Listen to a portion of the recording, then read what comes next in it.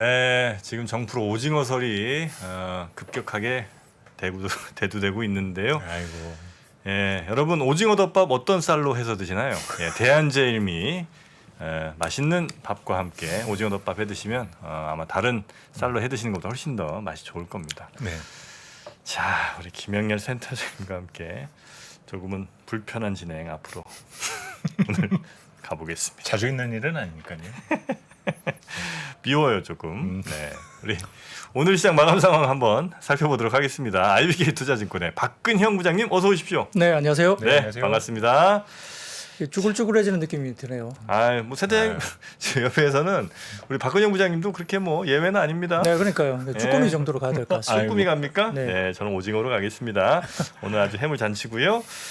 자, 그러면 우리 박근형 부장님과 함께 오늘 시장 근데 오늘 또 하락을 또 꽤 한 것 같아서 네, 마음이 맞습니다. 편치는 않습니다. 혹시 뭐 본격적으로 시작하기에 앞서서 우리 센터장님 오늘 장은 어떻게 혹시 판단하셨는지 사실 여쭤봐도- 제가 여기 네. 나온 게 얼마 되지 않았거든요. 그렇죠. 제가 몇 주 전에 나와서 이제 저희 의견을 또 말씀을 드렸었는데 네. 오늘 부장님 나와 계시니까 네. 오늘 저는 전적으로 이제 참여하신 분들 의견을 많이 듣는데 좀 비중 많이 두려고 합니다. 의탁하시겠습니까? 뭐 제가 지금 더 말씀을 드리면 네, 뭐 이게 또 산으로 가지 않습니까? 네, 저는 오늘 투자자 김영렬로 나와서 좋습니다. 최대한 그 참여하시는 분들의 궁금증을 제가 풀어드리기 위한 아유. 고급진 질문 중심으로만 진행해 보도록 하겠습니다. 든든합니다. 자, 그럼 우리 박근형 부장님과 함께 오늘 시장 전체적인 분위기부터 한번 체크하고 넘어가겠습니다. 네, 뭐 최근에 그 미국 시장도 마찬가지고 국내 시장도 베어마켓 랠리라는 이야기가 많았고 미국 증시뿐만 아니라 한국 증시도 사실은 그 단기적인 어떤 저항선에 부딪혔던 그런 지수 정도까지 올라왔죠. 그래서 베어마켓 랠리의 피로감이 반영되면서 쉬었던 미국 증시도 뭐 어쨌든 이번 주에 잭슨홀 미팅에 대한 뭐 투자자들의 이목이 또 집중되고 있는 상황입니다. 한국 증시는 이제 잭슨홀 미팅을 앞두고 연준 위원들이 계속 금리 인상에 대한 매파적 발언을 이어지고 있습니다. 여기에 따른 긴축에 대한 경계감이 높아지면서 하락 출발했는데요. 코스피는 시초가 25포인트 정도 하락한 채로 출발을 했습니다. 외국인들은 양시장 현물 매수로 출발했고 선물은 다소 매도를 출발했는데요.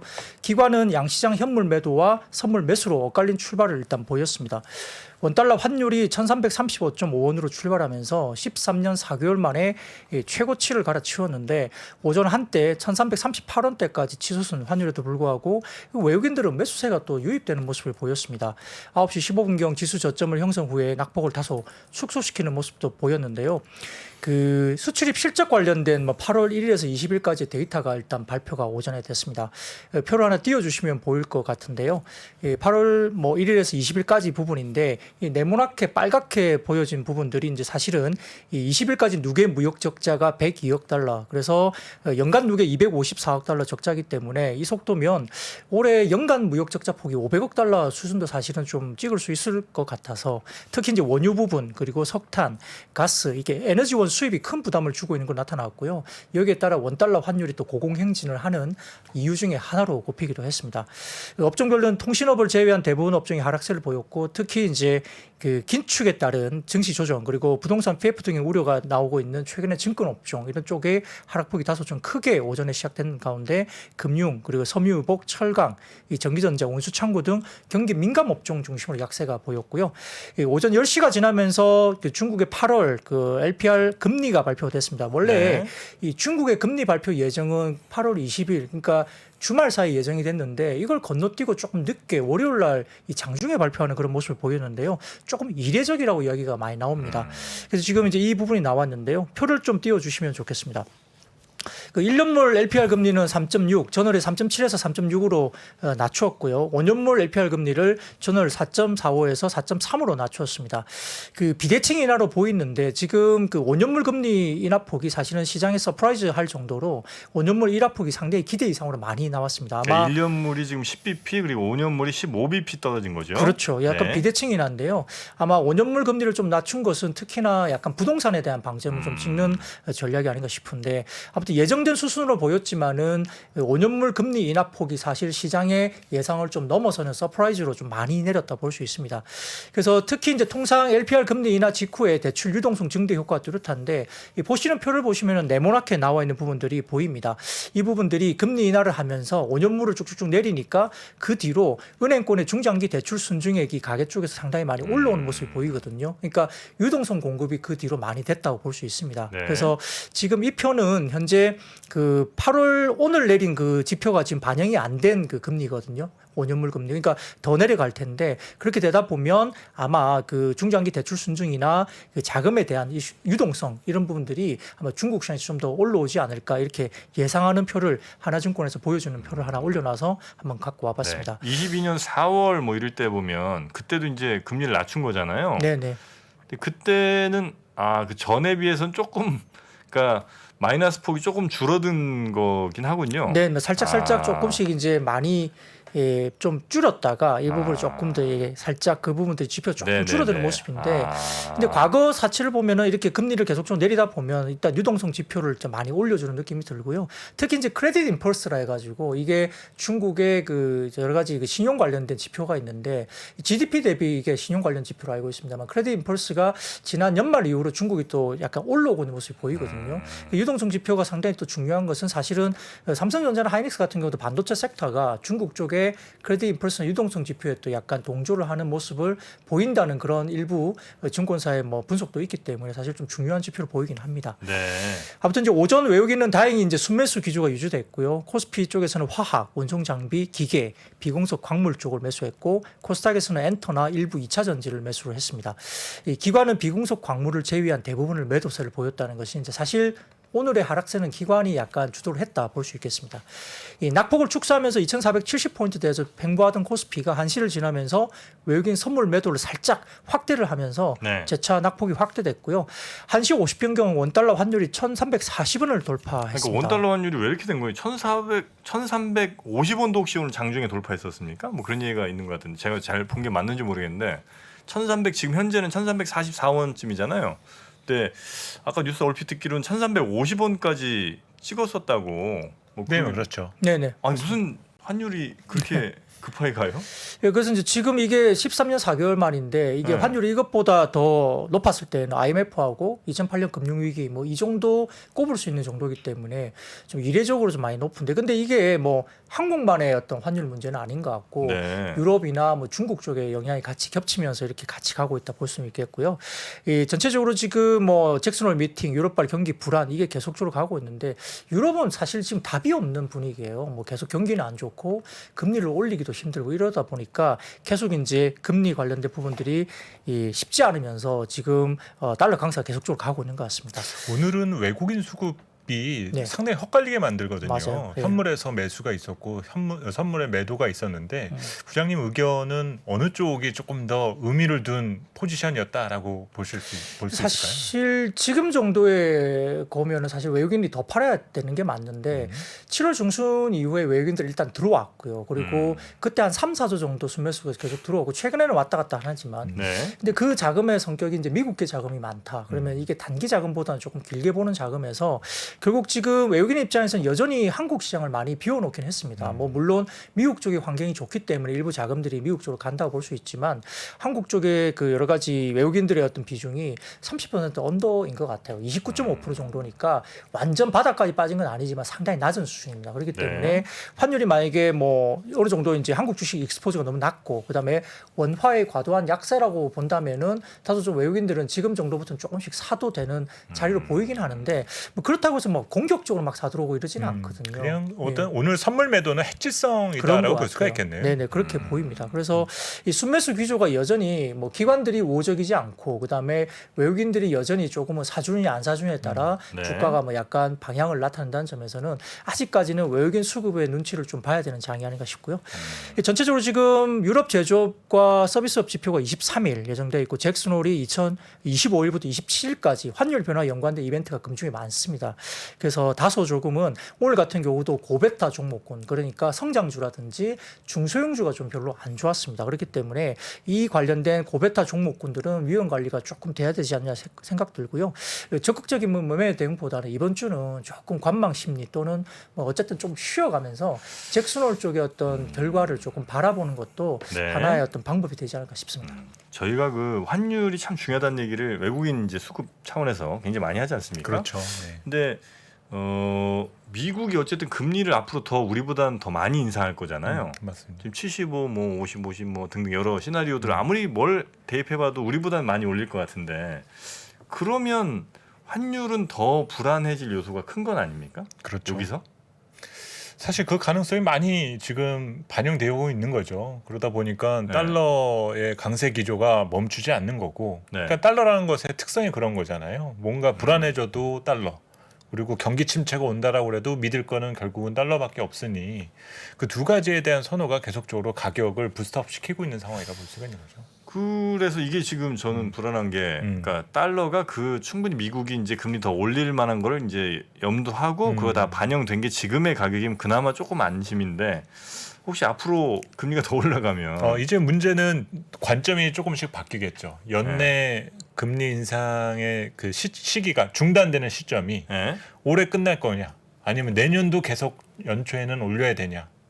이 분위기에 따라서 이제 환율은 조금 결정될 수 있는 여지가 있어요. 근데 그 밑그림을 그리는 게 아직은 조금 이른 거죠. 잭슨홀 미팅에서도 이제 그런 게 논쟁의 거리가 되겠죠. 네네네. 부장님.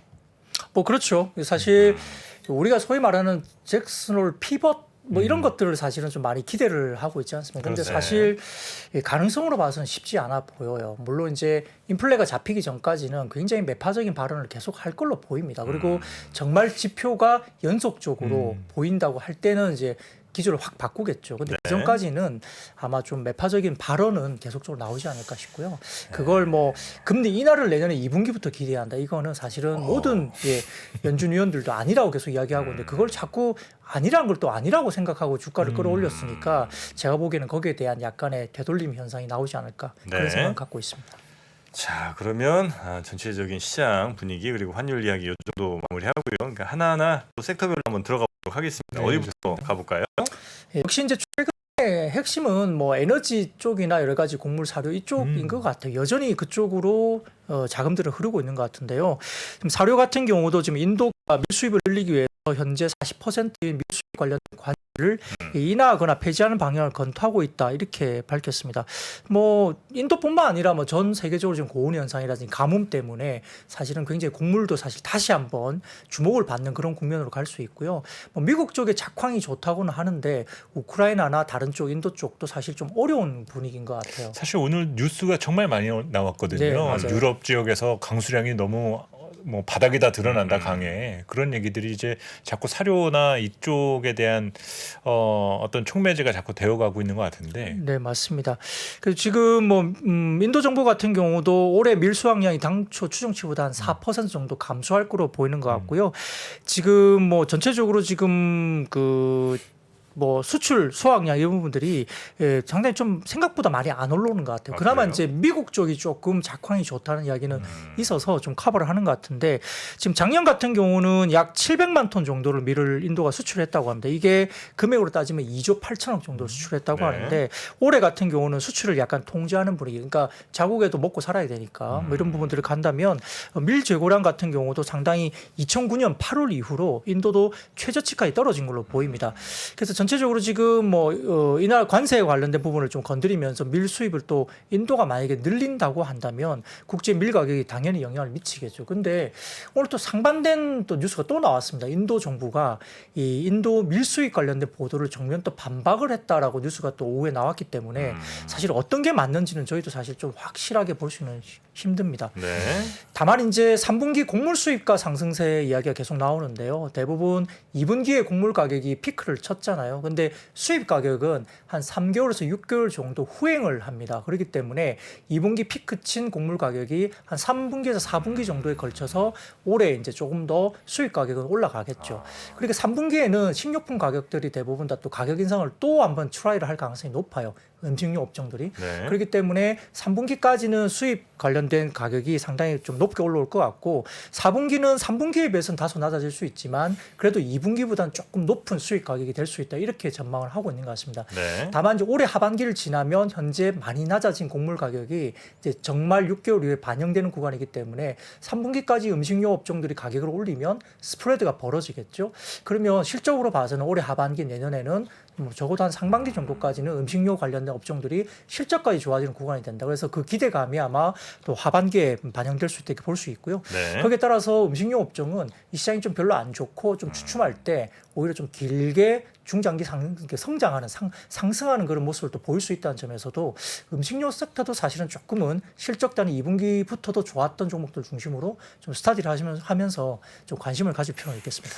근데 이게 저는 궁금한 것 중에 하나가 우리가 지금 가격이 오르니까 좋아질 거라고 하잖아요. 네. 근데 이제 근본적으로 Q가 그러니까 우리가 성장을 말할 때 P가 오르는 걸 좋다라고 얘기해야 되는지 아니면 Q가 늘어야만 성장이 있다고 말하는지 그거 가지고 좀 헛갈려 하시는 투자자분들도 계실 것 같거든요. 가격과 물량. 그렇죠. 이제 네. 우리가 물가 올라가면은 그냥 아주 기계적으로 음식료 업종이 수혜가 될 거야라고 했는데 네네. 이제 이런 상황 등을 과거에도 여러 차례 겪었을 거지 않습니까? 네. 그 이제 보면은 그렇죠. 이제 우리 소비자도 보면 필수 소비자고 임의 소비자라는 게 있잖아요.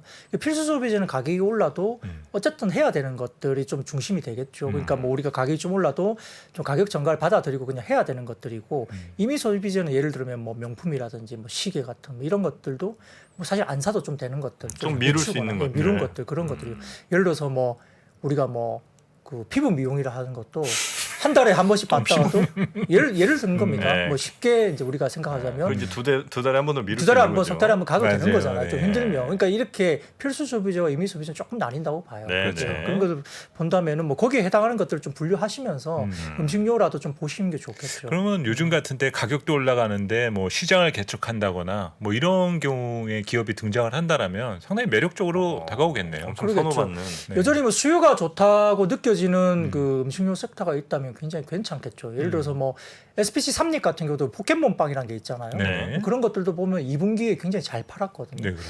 그게 포켓몬빵이 지금 나온 지 지금 그 이후에 팔린 게 7천만 개가 넘게 팔렸다고 합니다. 그러니까 우리가 이제 보통 SPC 삼립 같은 경우는 호빵을 잘 팔아야지 또 실적도 좋다 생각을 하지만 포켓몬빵이 얼마나 되겠어? 처음엔 그렇게 생각했는데 2분기로 보면은 월당 100억씩 뭐 분기에 300억을 팔았으니까 매출단이 올라오고 있죠. 그리고 SPC 삼립 같은 경우는 제분 쪽이 있어요. 네. 그게 이제 라면 쪽으로 들어갑니다. 국내 탑4 라면 회사에 한 2개 정도는 제분 쪽에 MS가 상당히 높아지면서 많이 팔고 있다고 하니까 뭐 그런 그림 정도가 있다면 좀 관심을 가질 필요가 있다. 그리고 삼양식품 같이 이제 라면 회사들도 수출 지표가 상당히 좋잖아요. 뭐 그런 것들 보면 가격이 좀 올라가도 전가를 하면서 수출 지표 좋아지고 이런 것들은 네. 좀 관심 있게 볼 필요는 있겠습니다. 자, 그리고 다음 섹터는요? 네, 임플란트 쪽인데요. 뭐 최근에 중국 쪽에서 이제 이 대량 구매, 정부가 대량 구매하면서 약간 가격에 대한 뭐 약간 압박 이슈 이런 것들이 있었기 때문에 주가가 좀 빠진 적이 있었는데요. 오늘 이제 8월 1일에서 20일까지 헬스케어 수출입 통계 잠정치를 보니까 임플란트가 상당히 좋은 또 지표를 냈습니다. 수출로 본다면은. 그래서 전체적으로 지금 전년비, 그러니까 8월 1일부터 20일까지 놓고 보면 1개월 환산해 보면 전년비 대해서 한 46% 증가, 그리고 전월 비해서도 4.3% 증가니까 임플란트 수출 지표가 상당히 잘 나오고 있는 거죠. 그래서 특히 이제 중국 시장이나 러시아, 그다음에 터키가 또 의외로 또 많이 올라왔습니다. 튀르키예도 우리 임플란트를 많이 가져가는 모양이죠. 네, 그런 것 같습니다. 그래서 여기에 관련해서 이제 신한금융투자에서 오늘 이제 헬스케어 관련된 임플란트 관련된 또 리포트가 하나 나왔습니다. 그래서 최근에 이렇게 말하는 그 중국 쪽의 이 부분이 상당히 좀 빠지게 되면 좀 기회가 아닌가라는 뭐 논조의 리포트가 나왔는데 사실은 그 국내 임플란트 업체들의 실적 악화 우려가 당연히 증가되겠죠. 정부가 가격 통제를 할 수 있다는 것 때문에 그렇습니다. 그래서 VBP라는 게 이제 이게 볼륨 베이스드 프로시큐먼트라는 거 있는데 이게 그 중국 환자들의 접근성 향상을 위한 중국 정부의 의약품 대량 구매 이걸 말하는 거거든요. 그러니까 결국은 중국이 정부가 대량 구매하면서 가격을 낮추겠다는 거잖아요. 있거든요. 그 표를 하나 가져와 봤습니다만 이게 좀 쉽게 설명이 됩니다. 지금 그 중국 로컬 임플란트 시술가가 있는데 전체적으로 비용 구조가 이렇게 됩니다. 그래서 대량 구매 전과 대량 구매 후에 소비자 시술 가격을 본다면은 차이가 약 46% 변동이 또 있을 수 있다고 이렇게 분석이 됩니다. 그러니까 이제 이게 국립의료기관에 한해서입니다. 일단 먼저 이 시책은 국립의료기관 쪽에 가는 거고 민영 쪽은 이제 그 뒤에 아주 늦게 예상이 되고 있는데 아무튼 중국 정부의 의약품 대량 구매 제도가 국립의료기관 내에 중국 로컬 임플란트 시술가 변동을 보면 이렇게 예시가 될 수 있다고 신한금융에서 분석을 했습니다. 하지만 이제 여기에 대해서 결국은 국내 임플란트 업체에 뭐 오히려 기회가 될 수도 있다 이런 논리의 리포트를 냈는데 사실은 지금 국공립의료기관에 일단은 한정을 한다는 점입니다. 그래서 민간 의료기관형으로 공급 비중이 국내 업체가 굉장히 높은데 이 시술 중에 국공립 의료기관 시행 비중이 임플란트 같은 경우는 국공립은 30% 그리고 민간은 7에서 80% 정도 수준이니까 민간 쪽에 수출을 많이 하고 있는 국내 입장에서는 영향이 굉장히 제한적이라는 거고요. 네. 두 번째로 이제 국내 임플란트 공급 가격이 이미 글로벌 선도 업체 대비 상당히 낮습니다. 뭐 잘 알고 있는 스트라우만 이런 쪽도 마찬가지고 상당히 높은 가격이거든요. 프리미엄급이 있습니다만 한국 시장은 이제 미들급, 미들 로우 엔드급이기 때문에 상당히 이미 어느 정도 가격이 많이 낮춰져 있다는 거죠. 서구권 임플란트 업체 평균 시술 가격이 12,000위안, 그러니까 한국 전체적으로 이렇게 보일 수 있는 거고요. 한국 쪽의 임플란트 업체들은 한 6,000위안 정도 됩니다. 네. 이것도 좀 표를 가져왔는데 보시면은 이게 나옵니다. 프리미엄급은 저 위쪽에 있는 것들이 보이죠. 독일이나 뭐 스위스, 스웨덴, 뭐 프랑스 이쪽 제품들이 프리미엄급으로 나와 있고 반 가격쯤 되네요. 그렇습니다. 네. 그래서 뭐 오스템이 한 7,800위안 그리고 뭐 덴티움도 6,800위안 이 정도이기 때문에 상당히 많이 낮춰 있자는 거죠. 그래서 실제 이 관련된 피해를 보는 업체는 국공립 의료기관에 많이 사용되던 프리미엄 임플란트 쪽이 좀 더 피해를 많이 입을 거다 이렇게 보는 것 같습니다.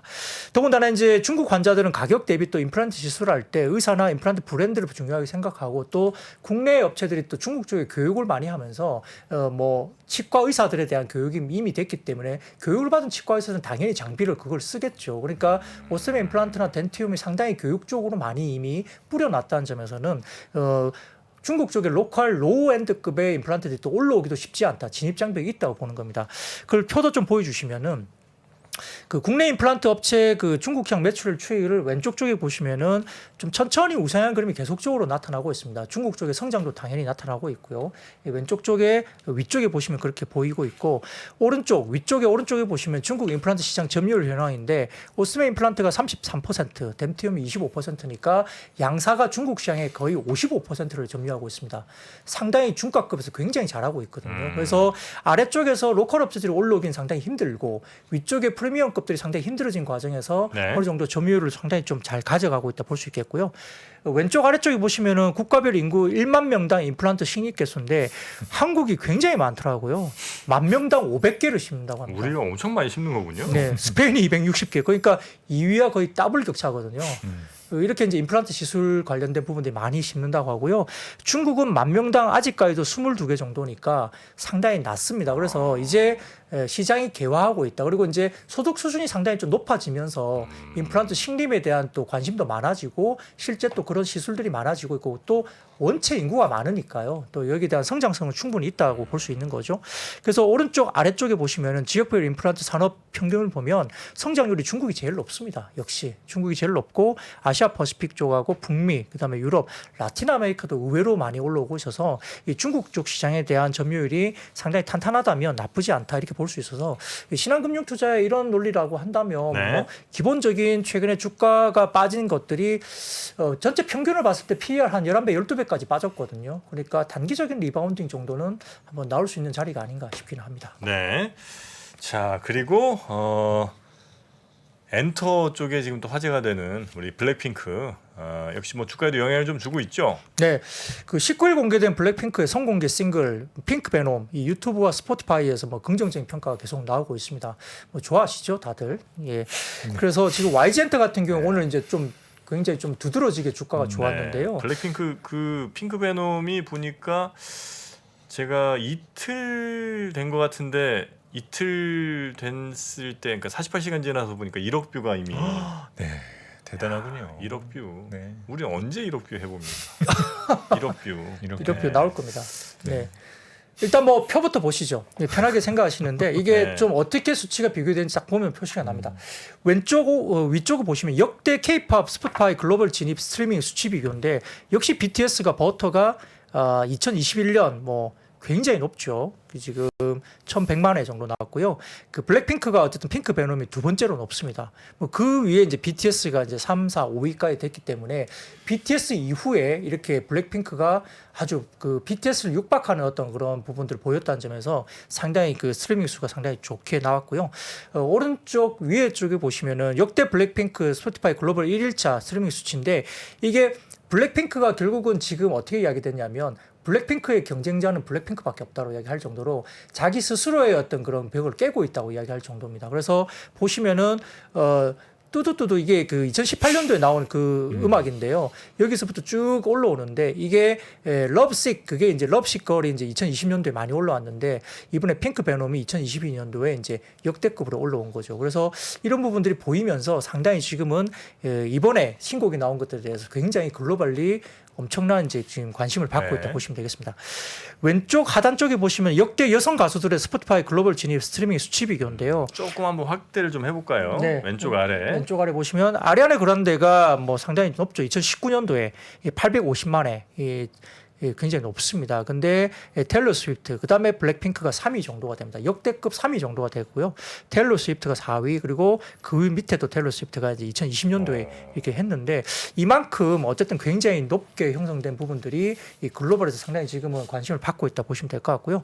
오른쪽에 아래쪽에 보시면은 2022년 올해 여성 가수들의 신곡 스포티파이 글로벌 진입 스트리밍 수치 비교하면 블랙핑크가 역대급입니다. 지금 올해 같은 경우에 블랙핑크가 거의 뭐 굉장히 2위와 굉장히 차이가 많이 납니다. 그리고 비욘세가 이제 지금 510만 회 정도 되고 그 뒤에 이제 좀 따르죠. 테일러 스위프트도 이제 5위 정도가 되는데 블랙핑크, 핑크 베놈이 이제 올해 같은 경우는 여성 가수들 중에서는 독보적인 탑입니다. 그래서 네. 이런 부분들이 결국은 월드 투어가 되는데요. 유안타 증권에서 이제 이런 리서치 관련된 부분을 냈는데 최근에 이제 그 정상급 여성 가수들의 월드 투어 관객 동원 수가 약 200만 명 정도가 되니까 사실은 이번 블랙핑크가 10월부터 되는 월드 투어는 150만 명 정도 수준은 갈 수 있다라고 지금 보는 것 같아요. 그리고 최근에 이제 그 가격도 200만 명이라는 게 언제 그 코로나 전에 나오는 숫자인가요? 네, 정상급 여성 가수들이 월드 투어를 하면 월드 투어. 그 월드 투어 전체에서 한 200만 명 정도는 동원을 하는 것 같아요. 예를 들면 비욘세 뭐 이런 가수들 네, 얘기하는 그렇죠. 거죠? 네. 그 참고로 아리아나 그란데가 개최한 월드 투어 최고 기록이 130만 명이라고 하거든요. 이게 101회를 했던 기준입니다. 그러니까 공연을 101회 해가지고 130만 명 정도 그래요? 했고요. 그럼 해당 한 10,000명 좀 넘는 거네, 그죠? 네, 티켓 수익이 한 1.4억 달러 정도 티켓 수익을 했다 그러고 테일러 스위프트 같은 경우에 53회 정도를 했는데 그 전체 월드 투어 최고 기록이 293만 명을 모았다고 합니다. 좀 많이 했네. 네, 티켓 수익이 3.4억 달러니까 테일러 스위프트가 훨씬 더 많이 모은 거죠. 100회 정도를 해야 그렇군요. 그래서 테일러 스위프트는 한 50몇 회로 53회 정도로 53회로 293만 명 모았으니까. 저기가 이제 관객이 네. 좀 많네요. 네. 네, 확실히 뭐 테일러 스위프트가 가장 지금 핫한 뭐 여가수인 걸로 보이고요. 그래요? 네, 그렇습니다. 그런데 아무튼 뭐 그런 부분도 이제 어쨌든 그 블랙핑크의 성공개 관련된 부분들이 뭐 워낙 오랫동안 그 단체 활동을 안 하다가 신곡을 내면서 관심을 받고 있는 거기 때문에 역시나 이제 기대감이 YG 쪽에 높은 것 같고요. 더군다나 이제 지금 3년 만에 열린 오프라인으로 열린 그 K콘 2022 이게 이제 콘서트가 열렸는데 오프라인 관객이 9만 명 정도 왔다 그러고요. 온라인 관객이 708만 명 정도 참석을 하면서 지금 단순 공연이 이제 뭐 팬 참여까지 해서 뭐 다양한 프로그램까지 하면서 상당히 K콘 2022가 굉장히 성황리에 완료가 됐다 그러고 또 8월 20일 지난 주말입니다. 수원의 월드컵 경기장에서 열린 SM타운 라이브 2022 여기에 5년 만에 오프라인이 개최가 됐는데 3만 명 이상 지금 운집을 해서 티켓이 완판됐다고 합니다. 그래서 그 여기에 이제 소년시대 완전체가 이제 다시 컴백하면서 그래요? 예 했고요. 지금 오프닝이 에스파가 나와서 상당히 좀 에스파. 달궜다고 하니까 이런 부분들이 지금 본다면 상당히 지금 뭐 분위기가 이 오프라인 공연 관련된 하반기의 이슈가 상당히 그런 거죠. 사진 한번 띄워주시죠. 사진 띄워주시면 수원 월드컵 경기장에 SM타운 2022 이게 그 콘서트 현장입니다. 이게 버프란 채널에 이제 올라온 사진이 하나 있어갖고 제가 현장에 못 갔기 때문에 현장에 갔으면 제가 찍었겠지만 일단 좀 그 사진을 따왔습니다. 근데 엄청나게 들어와 있어요. 이게 네, 들어보니까 오프라인 이쪽이 상당히 지금은 정말 이제 콘서트에 진짜 가는구나를 느낄 네. 수 있습니다. 우리 센터장님 자제분들도 이런 저 K-팝 그룹들 좀 약간 팬들이 좀 있습니까? 아직 그렇게 관심을 두지는 않더라고요. 그렇습니까? 아직 그냥 게임이 좋을 나이라서 그런지 예. 갇혀 지내는 것 같습니다. 아직까지. 아직은 뭐 여기 네네. 콘서트 다닐 라인 예, 아닌 네. 모양이군요. 네. 이거 약간 유교보이라서. 그렇습니까? 네. 자 그리고요 네, 이제 비철금속 관련주가 오늘 또 좋았죠. 비철금속. 네네. 뭐 또 뭐 자료를 하나 띄워주시면 보입니다. 그 뭐 자료를 하나 띄워주시면은 이 프랑스와 독일 전기료 상승 이게 위쪽에 보이는 하얀색하고 파란색으로 보이는 저 선이 그 프랑스와 독일 전기료이거든요. 야. 계속 올라갑니다. 지금 전기료가. 그리고 그 아래쪽에 그 약간 주황색하고 약간 뭐 보랏빛 보이는 이 부분들 보면은 이 유럽의 천연가스 선물이 계속 올라가는 게 이제 이 보랏빛입니다. 계속 이제 천연가스가 올라가거든요. 선물이 이제 사상 최고가 올라가고 있고 뭐 이런 부분들이 계속적으로 지금 이제 에너지 관련된 이슈가 계속 불거지고 있기 때문에 네. 그러합니다. 그래서 유럽에 이제 러시아산 천연가스 공급이 줄어들면서 당연히 에너지 가격 상승이 되고 천연가스가 없으니까 또 석탄도 또 필요하게 되고 또 석탄도 없으니까 또 유가 쪽으로도 계속적으로 번지고 있는 모습이 보일 수 있습니다. 그래서 독일 내에 전력과 천연가스 가격이 지금 한두 달 새에 거의 2배 이상 급등했기 때문에 이 부분이 이제 하반기 겨울로 가면 또 이런 에너지 가격대 관련된 부분들 영향을 미칠 수밖에 없죠. 이런 부분들이 되고요. 지금 이제 그 유럽 최대 구리 생산 업체인 독일의 아우르비스 같은 경우도 독일 천연가스 사용량을 최소화하기 위해서 또 제품 가격 인상까지 한다고 합니다. 그래서 이 부분들이 영향을 미치면서 오늘 비철금속 관련주가 이제 상승세를 보였고요. 네. 런던 금속거래소에서 지난 18일 기준 구리 가격이 전월 대비 6.51% 상승했다고 합니다. 그리고 같은 날 아연은 전월보다 15.39%나 급등했으니까 대부분 다시 다 지금 구리나 아연이 다시 올라오기 시작하는 거죠.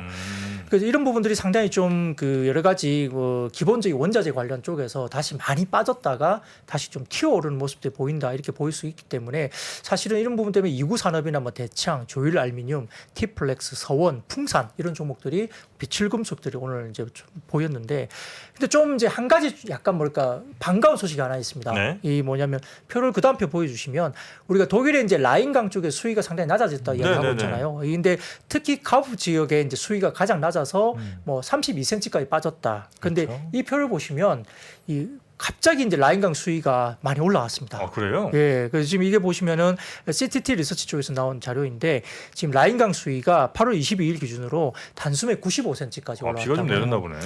독일 쪽에 비가 내린 건 아니고요. 네. 이게 보니까 프랑스 쪽에 폭우가 왔대요. 네, 그래요? 그 빗물이 강으로 유입되면서 이렇게 좀 독일 쪽의 아. 라인강 수위가 좀 올라온 것이 아닌가 추측이 되는데 하긴 라인강이 독일과 프랑스 그 사이에 상류적은 이제 겹쳐 있으니까 네네. 그럴 수 있겠네요. 그래서 이제 우리가 이제 수위 때문에 바지성 운행도 안 되고 그러면은 물류가 독일에서 라인강 통해서 한 80% 이상 물류가 간다 그러니까 뭐 가스 포함해서 석탄까지도 상당히 문제가 될 수 있는데 그나마 지금 이제 가장 좀 심했던 지역 쪽에 이 수위가 95cm로 급속하게 늘어났다 그러고요. 우리가 이제 주식하면서 이런 것까지 알아야 되나 싶긴 하지만 독일 쪽에 비가 언제 올까 뭐 이런 것까지 좀 보고 있는데 지금 이제 일부 이제 지금 뭐 이번 주 다음 주 정도에 뭐 좀 비가 좀 독일에 올 수 있다 이런 이야기 좀 도는 것 같아요. 그래서 네. 좀 이 수위가 좀 어느 정도 형성되면서 이런 것들 차질이 좀 어느 정도 좀 문제가 없이 갔으면 좋겠습니다. 근데 사실 그 2018년도 2분기에 이거하고 비슷한 일이 있었다고 해요. 뭐 그런데 당시에 독일의 GDP가 0.3%나 감소했다고 합니다.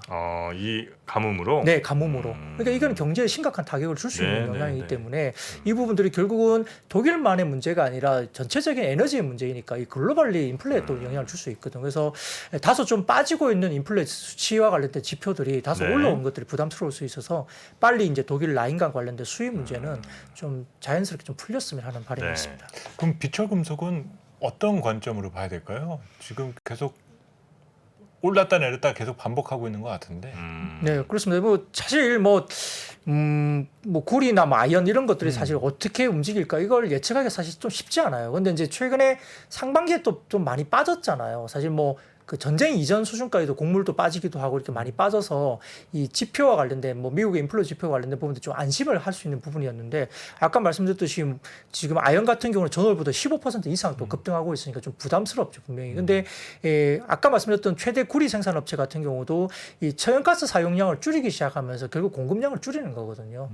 그러니까 거기에 있는 거예요. 그러니까 이게 아무래도 이런 부분들이 가격도 인상하고 또 공급도 줄이고 이게 영향을 미치기 때문에 아까 말씀드렸던 이런 여러 가지 물류 문제라든지 이런 이 독일 라인 강이었던 이런 뭐 문제는 상당히 중요한 영향을 미칠 수 있다는 점에서는 네. 빨리 좀 수위가 올라오면서 이 물동량이나 이런 것들이 좀 정상화되는 것이 중요한데 네. 사실은 제가 지금 뭐 내일 어떻게 될 거다, 다음 주 어떻게 될 거다 추측하는 것은 좀 쉽지 않죠. 그래서 계속적으로 추적을 좀 하는 네, 필요는 네, 네. 그냥 있겠습니다. 가격이 튄다고 덥석 물면 안 되겠네요. 당연히 그러겠죠. 네. 예.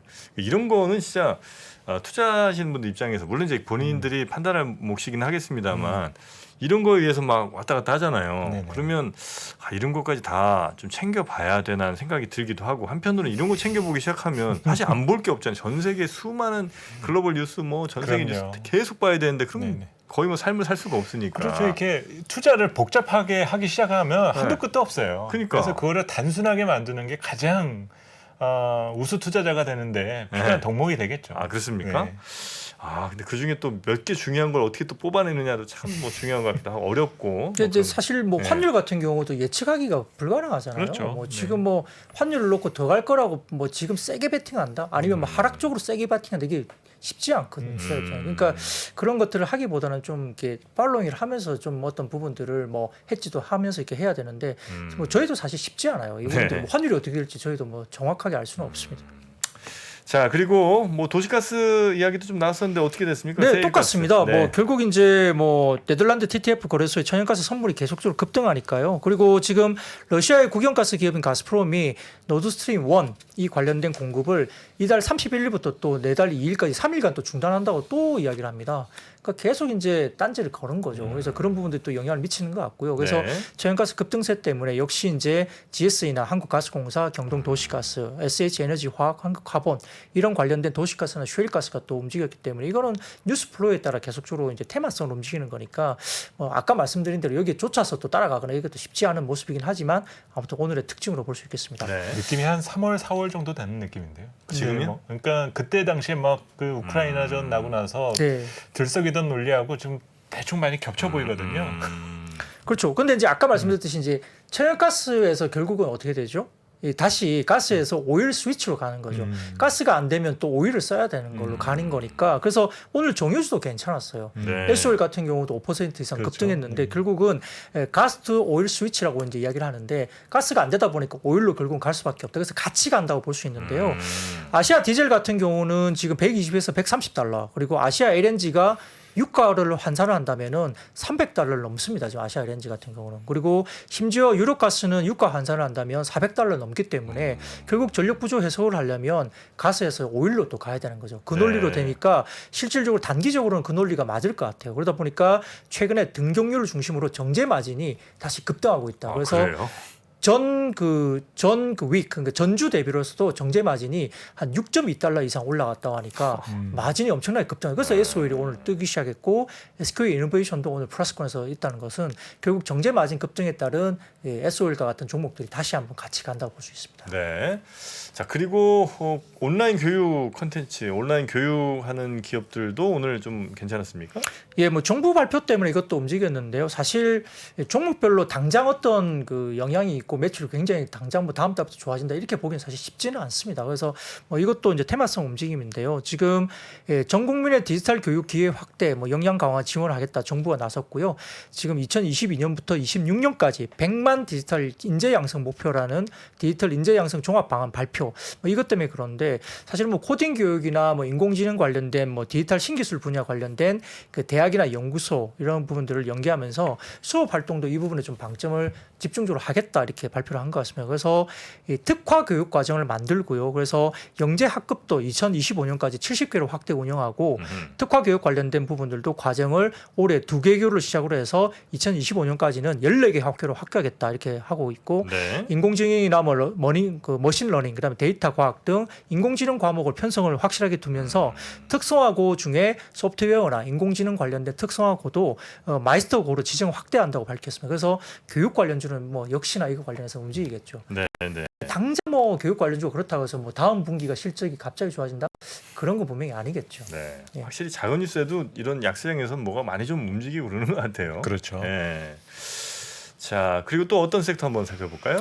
네, 이제 전자결제나 핀테크인데 이게 뭐 이다 아니다 말이 되게 많습니다. 뭐 이게 좀 약간 오해 소지가 있다 많다 이게 이야기 많은데요. 지금 이 정부에서 개정안에 따르면 선불 충천을 이용한 그 송금 이체를 금지할 수 있다 이런 법안에 대한 이슈가 생기다 보니까 이거에 대해서 이거 우리가 많이 쓰던 건데 못하게 하면 어떡하냐 이렇게 말이 많은 것 같습니다. 그래서 이 금융위가 선불머니 간편 송금을 제외한 게 이 신설한 자금 이체법 때문으로 알려져 있는데 이 빅테크나 핀테크 기업 같은 경우는 지금 전자자금 이체법이 아닌 그 선불 전자지급수단업에만 등록이 돼 있어서 실명 확인 의무가 없는 선불 계정을 발급해서 자금 세탁에 악용할 우려가 있다. 이렇게 뭐 정부가 밝힌 것 같아요. 근데 약간 정책에 대한 부분들을 보면은 우리가 이제 핀테크 사업이 굉장히 성장을 하고 있잖아요. 그러다 보니까 다소 조금은 혁신에 대한 부분도 조금 후퇴한 듯한 느낌도 사실은 센티적으로는 그런 느낌도 좀 듭니다. 근데 이제 이게 정부 입장에서는 뭐 자금 세탁에 대한 부분에 대해서 약간 뭐라 그럴까 강화하는 뭐 법을 하다 보니까 이런 이야기가 좀 나오고 있는 것 같은데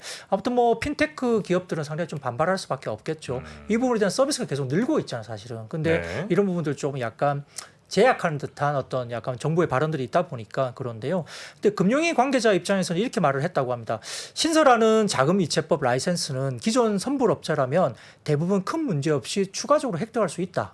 그래서 큰 문제가 없을 거다. 그리고 첫 그 정금법이라는 이 개정안이 나온 지 2년이 이미 지났는데 핀테크 업체가 이제 들어서 뭐 자금 이체법 관련된 도입 문제를 제기하는 게 약간 좀 뒤에서 이제 와서 이야기를 하냐 뭐 이런 입장을 또 밝혔다고 해요. 근데 아무튼 핀테크 사업 관련된 부분에서는 뭐 정부 입장도 그렇고 글로벌리 이 부분은 성장하는 산업이고 서비스 관련된 게 계속 많이 나오고 있는데 다소 좀 규제 같은 느낌을 주는 이야기가 나오다 보니까 좀 오늘은 하락세로 접어드는 것 같습니다.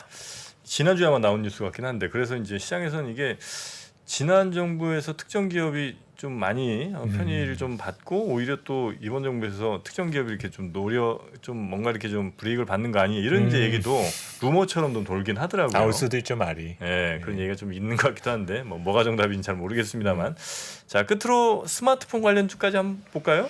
네, 이제 지금 시장 조사업체 IDC가 2분기 전 세계 스마트폰 출하량이 2억 8,600만 대로 지난해 동기보다 9% 가까이 감소했다. 뭐 당연히 그럴 수밖에 없습니다. 2분기는 역시 중국 쪽에 락다운이 있었기 때문에요. 중국 쪽에 소비가 역시 없었고 또 인플레 관련된 이슈가 있었기 때문에 여러 가지 부분에서 그럴 수 있고 또 신제품 출시가 2분기에는 사실 좀 없었죠. 이런 부분들이 3분기 접어들면서 지금 삼성폰도 이번에 나왔고 9월 달에 이제 또 아이폰이 나오니까 2분기는 약간 공백 기간이 있을 수 있습니다. 근데 뭐 미국 등 대부분의 지역에서 출하량이 줄어들었는데요. 특히 네. 중국 감소세가 특히 많았죠. 그래서 세계 3위 업체인 중국의 샤오미의 경우에는 지난 분기에 판매량이 전년 동기보다 26%나 급감했다고 합니다.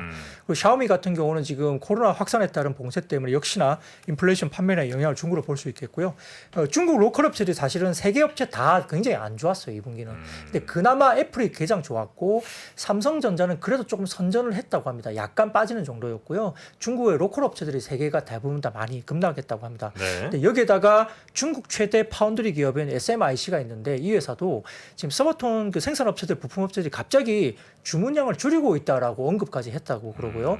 지금 아시다시피 이제 최대 파운드리 업체인 대만의 TSMC도 자사 매출에서 스마트폰용 반도체가 차지하는 비중이 축소됐다 이렇게 발표했으니까 스마트폰 부품업체 같은 경우 상당히 좀 어려운 국면이겠죠.